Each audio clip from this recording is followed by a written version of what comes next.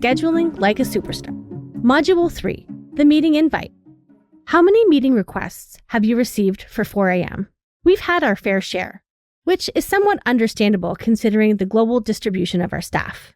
Some platforms default to GMT and adjust for everyone's time, while others use the time zone setting of whomever schedules the call.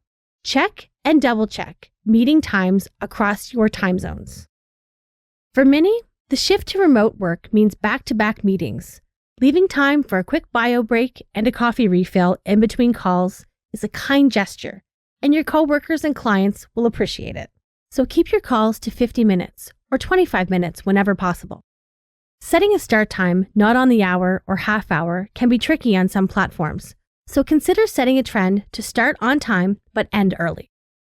This one's probably a no-brainer, but try to avoid surprising people with a large meeting at the 11th hour.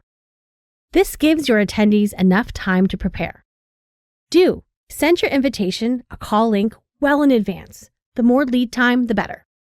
Always make sure attendees have access to the meeting link. Be sure to include it with the original meeting invitation, if possible.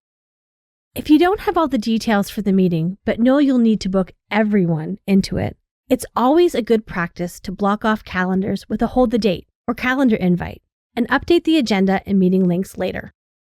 Everyone will thank you for the advance notice.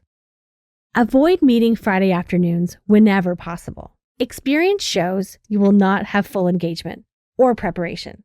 And please, do not send a meeting invite for a 9 a.m. call at 4 p.m. the day before. And always avoid scheduling a Monday morning call the previous Friday afternoon. Now, let's talk about agendas. Despite popular opinion, discussion does not just happen over a video call. Attendees will most often sit and wait. Always have an agenda. Ask for topics in advance, especially if some of your attendees won't be able to make the call. If you're stuck for where to get started, download our agenda template.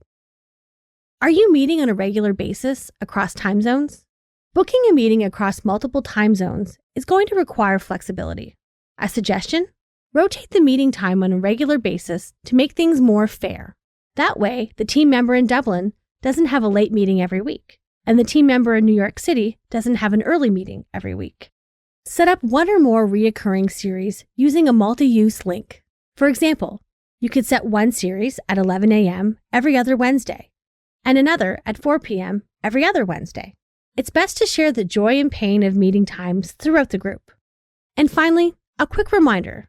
If it's a new group, when you send out the invite, you should remind them again that you need their permission to record the meeting. As we've seen, there's a lot more to meeting invitations than meets the eye. Of course, don't forget to include your meeting topic, your agenda, and any key points of info required for the call.